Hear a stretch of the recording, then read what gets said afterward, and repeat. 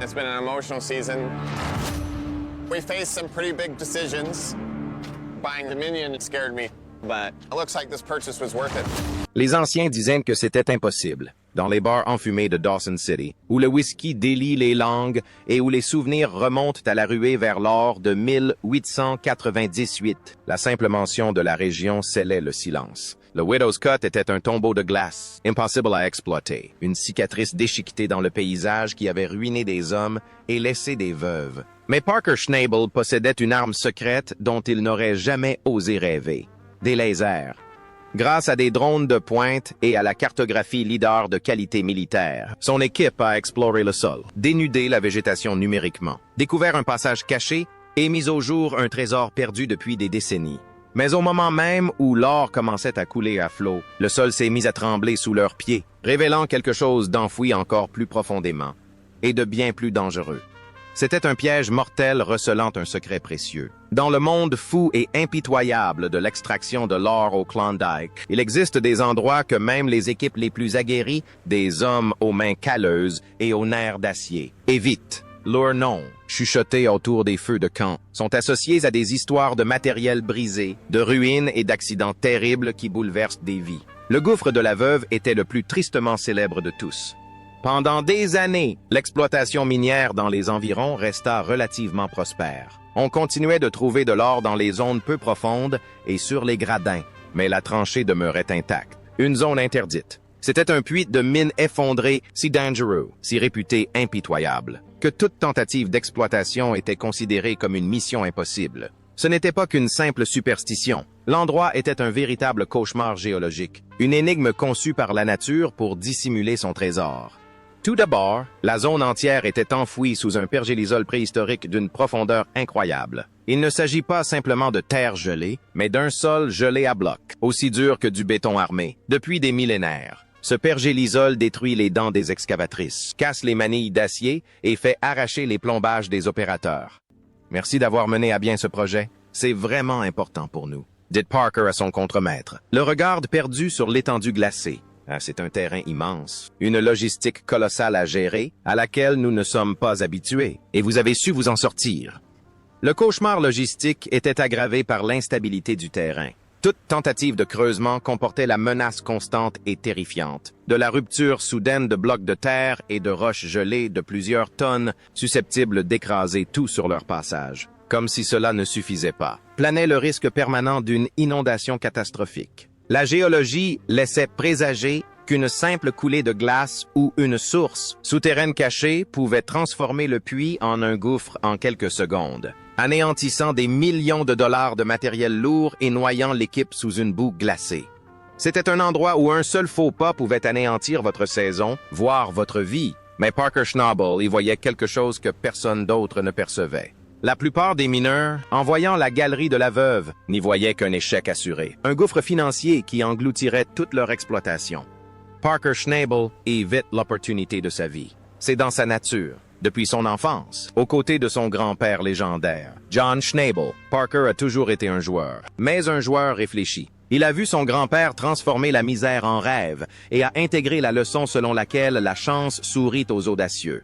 Il a toujours visé plus haut, plus de terre et plus d'or que quiconque ne l'aurait cru possible. Debout dans la boue, en train d'examiner les rapports de cœur, Parker a remarqué « Je m'attends à quelques problèmes de mise au point sur ce terrain, concernant notre processus et la recherche de la méthode la plus efficace. N'est-ce pas? Je m'y attends. » Tandis que ses rivaux, comme Tony Beats, le Viking du Klondike, s'appuie sur des décennies d'expérience à l'ancienne et une force brute. Parker allie cette ténacité à une ambition juvénile implacable, presque fiévreuse. Il ne cherchait pas simplement à réaliser une bonne saison. Il visait les 7-0-11, un chiffre qui consoliderait son statut de roi incontesté du Klondike. La vue du Widow's Cut, un endroit redouté de tous, ne lui inspirait aucune crainte. À vrai dire, c'était une invitation. Il s'est dit que si personne d'autre n'avait le courage de s'y aventurer, alors tout l'or qui se trouvait là-dessous lui appartenait. C'était un risque énorme. Miser toute son entreprise, sa réputation et la sécurité de son équipe sur un piège géologique mortel. Mais Parker était sur le point de prouver que les plus grands risques s'accompagnent des plus grandes récompenses, et il possédait une arme secrète dont les anciens n'auraient jamais osé rêver. Face à un défi impossible, Parker décida de privilégier la stratégie à la force brute. Au lieu de mener une guerre sans merci contre le pergélisol à l'aide de bulldozers et d'excavatrices, une guerre qu'il aurait probablement perdue, il sortit l'artillerie lourde, des capteurs aériens de haute technologie. Parker et son équipe ont déployé un système LIDAR de pointe, une technologie qui révolutionne l'exploitation minière. LIDAR signifie détection et télémétrie par la lumière, et son fonctionnement est presque magique. Il projette des millions d'impulsions laser par seconde vers le sol, qui rebondissent sur les feuilles, les rochers et la terre. En mesurant le temps de retour de chaque impulsion, le système crée une carte tridimensionnelle du terrain d'une précision incroyable. Ils ont combiné cette technologie laser avec une cartographie avancée par drone, survolant chaque recoin de ce paysage hostile. Les pilotes de drones ont bravé des vents glacials et des interférences pour recueillir les données. Cette combinaison leur a conféré un pouvoir exceptionnel. Ils pouvaient voir à travers l'épaisse végétation, le sous-bois dense et la végétation luxuriante, cartographiant les contours du terrain d'une manière inédite. Ils pouvaient ainsi révéler la terre nue sur un écran d'ordinateur. C'était un avantage considérable. Tandis que les autres équipes procédaient à l'aveuglette, gaspillant du carburant et du temps sur des forages infructueux. L'équipe de Parker construisait un modèle numérique parfait de la Widow's Cut. Mais pour l'instant, cela représente un coût supplémentaire. Et vous savez, le système n'est pas encore prêt à être nettoyé. Mais on peut le préparer en y apportant quelques modifications, a fait remarquer Parker, en analysant le rapport coût-bénéfice. Il savait que la technologie était coûteuse, mais le coût de l'ignorance était encore plus élevé. Ils cherchaient une faille, un passage secret, une entrée dérobée vers le trésor. Ils ont épluché les données tard dans la nuit, les yeux plissés par la lumière bleue des écrans. Puis, tandis que les données affluaient et que le modèle 3D se générait, ils ont découvert quelque chose qui avait été perdu depuis des décennies. La découverte apportée par les lasers fut stupéfiante, cachée sous un siècle de végétation dense et de débris. Invisible à tout prospecteur arpentant le terrain, la carte LIDAR révéla une anomalie parfaitement rectiligne d'origine humaine. Un puits vertical effondré. C'était un vestige oublié de l'exploitation minière d'origine, totalement invisible à l'œil nu, dissimulé par la nature. Leurs mesures précises ont révélé qu'il se trouvait à plus de 40 mètres de profondeur, soit plus de 40 mètres à la verticale dans l'obscurité. C'était ça, c'était leur entrée secrète.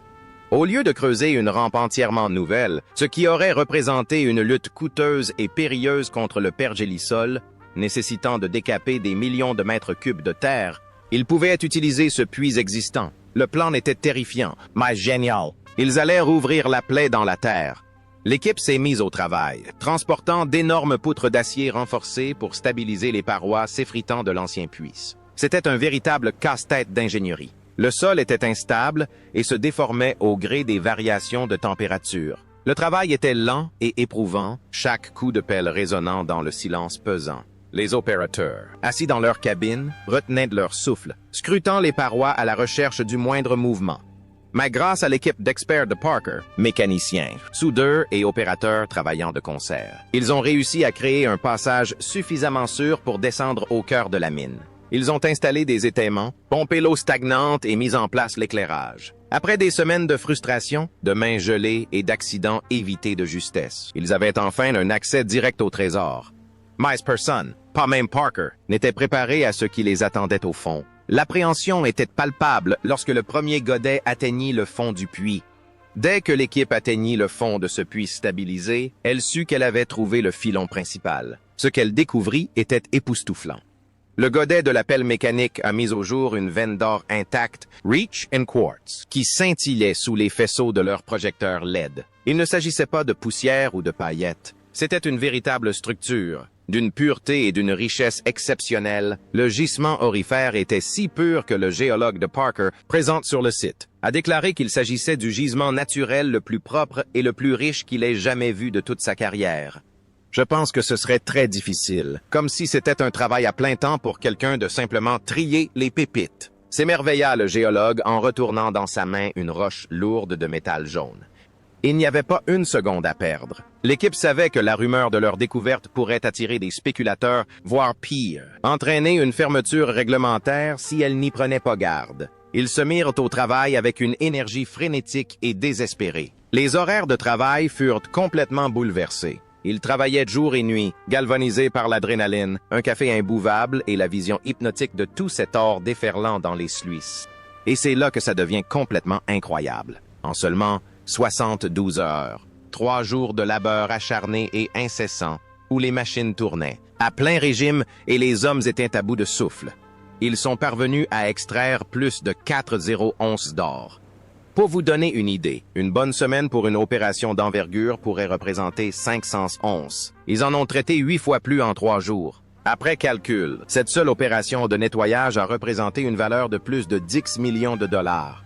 Ce fut une récolte miraculeuse qui sauva la saison. Une récolte qui allait marquer un tournant dans leur carrière. Elle permit de couvrir le carburant, les salaires, les locations de matériel et les frais d'exploitation en un seul week-end incroyable. Le pari avait été gagnant à tous les coups. Le soulagement était palpable dans la salle des butins, tandis qu'il pesait les bocaux, la balance penchant toujours plus haut. Mais ce butin incroyable n'était qu'un aperçu du véritable trésor enfoui plus profondément sous terre. La découverte de 10 millions de dollars a tout changé, mais le géologue de l'équipe avait des nouvelles encore plus surprenantes. Après avoir examiné la géologie de l'immense filon de quartz, analysé la direction et l'inclinaison de la formation rocheuse, il réalisa qu'il était bien plus vaste que quiconque ne l'avait imaginé. Ils ne s'arrêtaient pas à leur petite chambre. Ils s'étendaient plus loin sous terre, plongeant profondément dans le substratum rocheux. Beaucoup plus loin. Après quelques calculs rapides basés sur l'épaisseur et la longueur estimée du filon, à partir des données topographiques LiDAR, l'équipe a déterminé qu'il s'étendait sur 2 kilomètres supplémentaires. Cela représente environ 2,5 km de roches aurifères massives. C'est là que les chiffres deviennent vraiment hallucinants. Compte tenu de l'incroyable richesse de l'or déjà extrait, les projections étaient astronomiques. Je crois que cette descente s'est faite principalement dans des fossés, non? Demanda Parker en observant le concentré. Ouais, fossés et graviers, répondit Mitch. Si c'est un signe de ce qui va arriver, alors nous sommes au bon endroit. Ils ont fait les calculs pour l'ensemble du filon de 2 km. La valeur potentielle était stupéfiante. 75 millions de dollars supplémentaires. S'ils y parvenaient, ce ne serait pas simplement une saison réussie. Ce serait la saison la plus fructueuse de toute l'histoire de Gold Rush, et peut-être même de l'histoire moderne du Yukon. Ce serait le genre de trouvaille dont rêvent les mineurs toute leur vie, une trouvaille qu'ils ne découvrent généralement qu'au fond d'une bouteille de whisky. Mais face à une découverte d'une telle ampleur, Parker savait que son plus grand combat ne faisait que commencer. Impossible de garder un secret de 75 millions de dollars au Klondike. Les murs ont des oreilles, et le vent colporte les rumeurs. La nouvelle de la découverte de Parker à Widow's Cut se répandit comme une traînée de poudre dans les champs aurifères. Soudain, tout le monde en parlait. Manures Concurrence, Habitants Curieux, militants écologistes et même inspecteurs du gouvernement s'interrogeaient sur la trouvaille de Parker. Les ondes radio étaient saturées. La pression était forte, mais Parker avait une longueur d'avance. Il s'était déjà assuré que la concession lui appartenait légalement, grâce à un accord strict avec le bureau du conservateur des mines. Personne ne toucherait légalement sa part du gâteau. Pour Parker, c'était bien plus qu'un simple coup de chance. C'était une consécration. La consécration de toutes ces années de dur labeur, de risques et de sacrifices. La consécration d'avoir sacrifié sa jeunesse pour diriger une mine. Les rumeurs commencèrent à circuler dans tout le Yukon. Parker Schnabel venait-il vraiment de réaliser la plus grande découverte d'or du 21e siècle? Avait-il bouleversé les règles du jeu en privilégiant la technologie aux traditions? Il ne s'agissait plus seulement d'or, mais de pouvoir. Parker venait de devenir l'homme le plus important du Yukon, et ce titre s'accompagnait de dangers inédits. Il avait trouvé le trésor, mais il devait désormais protéger son royaume. Soudain, le poids qui pesait sur les épaules de Parker devint immense. Avec 75 millions de dollars à ses pieds, tous les regards étaient tournés vers lui. Cette découverte eut des répercussions sur toute l'économie du Klondike. Le prix des terrains dans les environs menaçait de s'envoler. De nouveaux mineurs pourraient affluer dans la région, espérant eux aussi faire fortune, ce qui engorgerait les routes et mettrait à rude épreuve les ressources. La pression sur la jeune équipe de Parker était énorme. Serait-il capable de mener à bien une opération d'envergure sur plusieurs années sous une telle pression médiatique? Ou bien la célébrité, la cupidité et les attentes démesurées allaient-elles tout faire capoter? C'était l'épreuve ultime. Parker avait prouvé qu'il pouvait trouver de l'or. Il avait bravé des hivers rigoureux où le mercure descendait jusqu'à -40 degrés. Il avait survécu à des pannes de machines qui avaient paralysé l'usine. Il avait lutté contre un sol gelé qui brisait l'acier. Mais cette fois, c'était différent. C'était l'occasion de bâtir un véritable héritage, de devenir une légende comme son grand-père avant lui, mais à une échelle que John Schnabel aurait difficilement pu imaginer. Certains diront qu'il a eu de la chance, d'autres que c'était grâce à son instinct hors pair. Quoi qu'il en soit, Parker Schnabel a transformé un piège mortel en une véritable fortune. L'histoire n'est pas terminée, mais une chose est sûre. Le roi du Klondike vient de montrer au monde ce qu'est un véritable jackpot. Pourtant, à peine les rapports d'analyse publiés, les scandales ont éclaté. Tout a commencé par des rumeurs en ville, puis s'est transformé en publication virale sur les réseaux sociaux. L'allégation la plus scandaleuse, selon laquelle Parker aurait été condamné à la prison à vie pour des crimes environnementaux, s'est répandue comme une traînée de poudre sur Internet. Il s'agissait bien sûr d'un mensonge sans fondement, une pure invention numérique probablement concoctée par un concurrent qui s'ennuyait ferme et dont les ressources étaient maigres. Mais dans le monde ultra-compétitif de l'extraction aurifère, un mensonge peut faire plus de dégâts qu'un bulldozer en panne. Il a semé la panique chez les investisseurs et attiré l'attention des autorités de réglementation. La rumeur contraignit Parker à consacrer un temps et un argent précieux aux avocats et aux relations publiques. Une nouvelle forme de guerre à laquelle il était mal préparé. Il préférait se battre contre la boue plutôt que contre la calomnie. Les attaques devinrent plus sophistiquées.